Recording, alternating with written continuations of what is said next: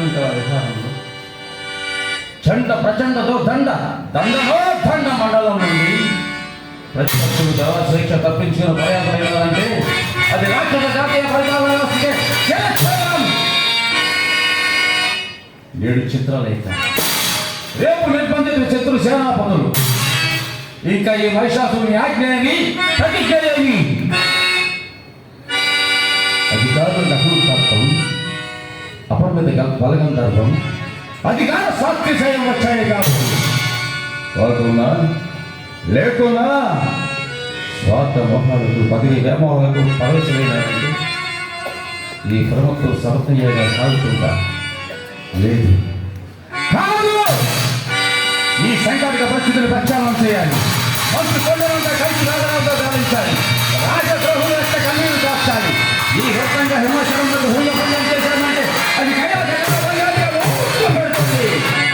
అదే మన జాతీయ జాతక రకాల మహద్దశ. అందుకు రోజుల దగ్గర పడ్డాయి.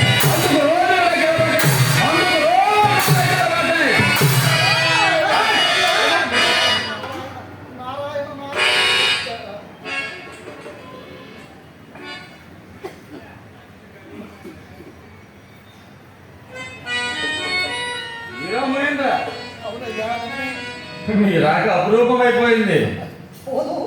ఏదో పడితే ఏమైపోతామో కదా. మీకేం మనేంద్ర యోగ సంచారం.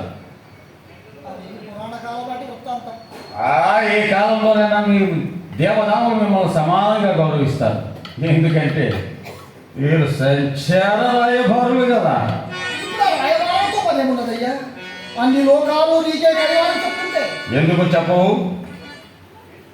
రాష్ట్ర జాతీయ సిద్ధాంతాలతో వసుదైక ప్రభుత్వం స్థాపించడమే నా లక్ష్యం. అది నయాన కానీ భయాన కానీ సాధించడమే నా లక్ష్యం. యుగాలు పోయినా జగాలు వాయిడా ఎందరినో రాక్షసులను చూశాను కానీ నీ వంటి అదృష్ట జాతకుడు ఎంతవరకు ఈ పృథ్వీలో పుట్టనే లేదు. అదృష్టం అంటారండి మునేంద్ర, అదంతా నా స్వయం కృషి. సమస్తం నా మేధాశక్తి, సర్వస్వం నా నాయకత్వ ప్రతిభ. అంతేగాని ఏ అర్జున